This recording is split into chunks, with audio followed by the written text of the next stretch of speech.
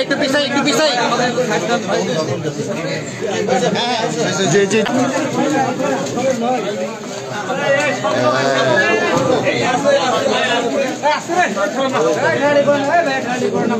ছবি নাও না এক সাড়ে অক্লান্ত পরিশ্রম প্রচেষ্টার কারণে ঠিক আছে বিচক্ষণ তার পরিচয় দিতে স্যার এখানে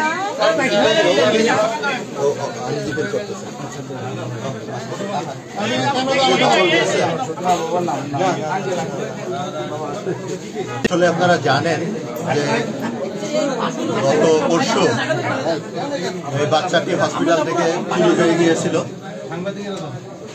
আমরা জানার পরে আমরা চেষ্টা করতে থাকি যে আসলে কোনো ক্লু পাওয়া যায় কিনা।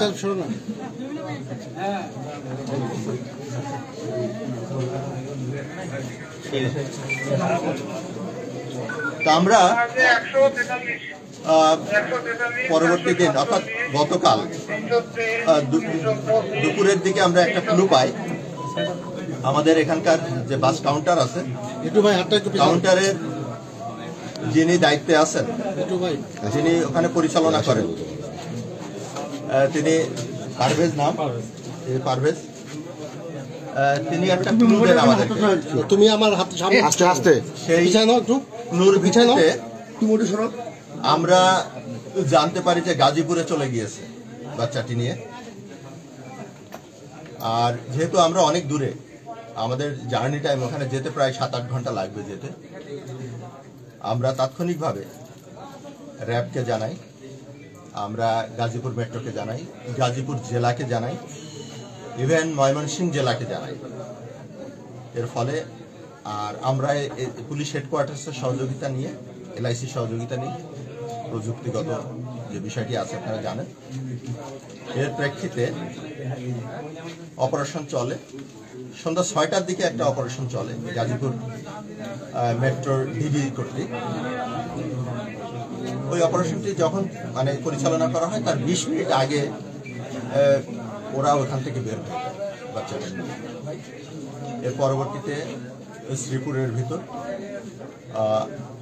ওইখানে গাজীপুর জেলা মেট্রো এই টিম কাজ করে, ওই সময় র্যাবও কাজ করে এবং গাজীপুর র্যাব কর্তৃক বাচ্চাটি উদ্ধার হয় এবং 4 জন আসামিকে অ্যারেস্ট করা সক্ষম। বেসিক্যালি আমাদের রিয়েল হিরো হচ্ছে পারভেজ।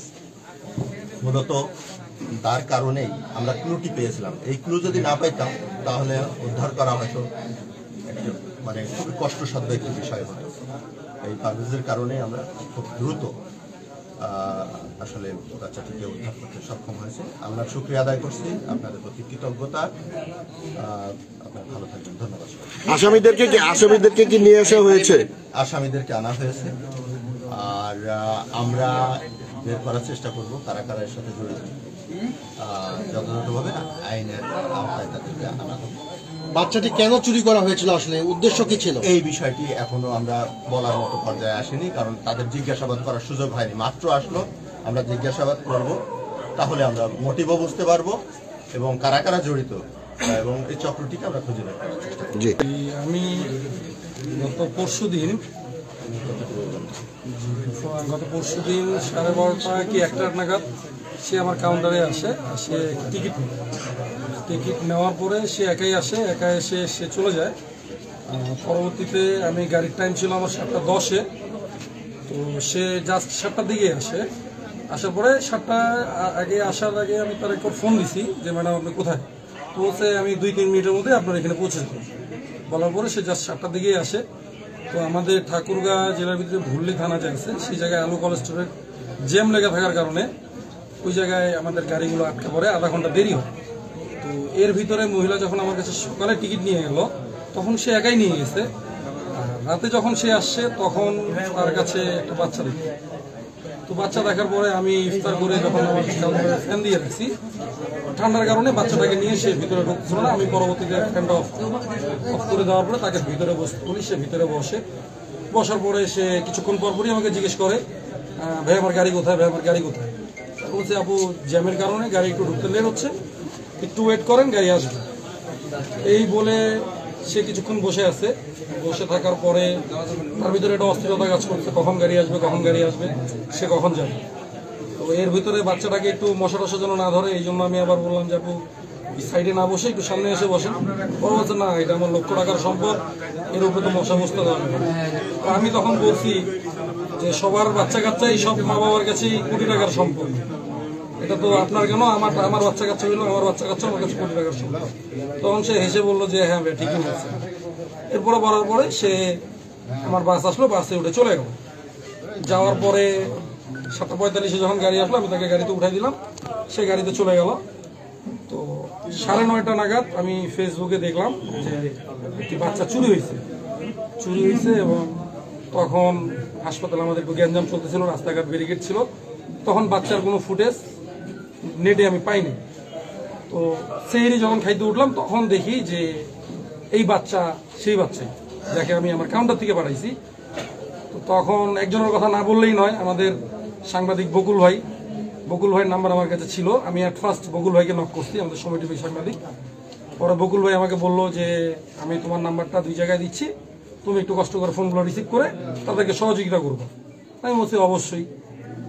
তো আমাকে প্রথমে আমাদের সদর থানা থেকে ফোন দেওয়া হয়েছে, পরে আমি আমার অ্যাড্রেস বলছি, আমার কাউন্টারে তারা গেছে, তাদের আইনি যতটুকু সহযোগিতা তাদের করার দরকার আমি আমার পক্ষ থেকে করার চেষ্টা করছি। কারণ আমিও চাই না যে কারো মায়ের বুক খালি হোক।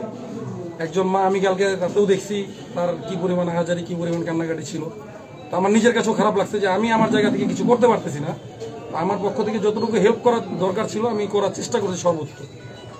তো এরপরে বকুল ভাই যখন নাম্বার দিছে তখন বকুল ভাই, আমি আবার দ্বিতীয়বার বকুল ভাইকে ফোন দিলাম যে ভাই আমাকে সদর থেকে ফোন দেওয়া হয়েছে, তো আমি তাদেরকে যতটুকু পারছি সহযোগিতা করছি। এরপরে আমি নিজ দায়িত্বে আমাদের সদর হাসপাতালে আসি সিভিল সার্জন কার্যালয়ে গেছি। সেখানে আমাদের সিভিল সার্জন ছিল না, সহকারী যে সার্জন ছিল তার সাথে আমার কথা হইলো। সে আমাকে বসতে বললো, বসে কথা বললাম অনেকক্ষণ। বলার পরে সে আমাকে আমাদের ঠাকুরগাঁও ডিসি সাহেবের নাম্বার দিল। তো ম্যাডাম খুব আন্তরিক, আমি তাৎক্ষণিক ম্যাডামকে ফোন দিছি। তো উনিও আমাকে সর্বোচ্চ সহযোগিতা করছে এবং আমার কাছে A to Z সবই শুনছে। আমার পক্ষ থেকে যতটুকু করার দরকার আমি সবাইকেই সহযোগিতা করার চেষ্টা করছি। জি, ধন্যবাদ।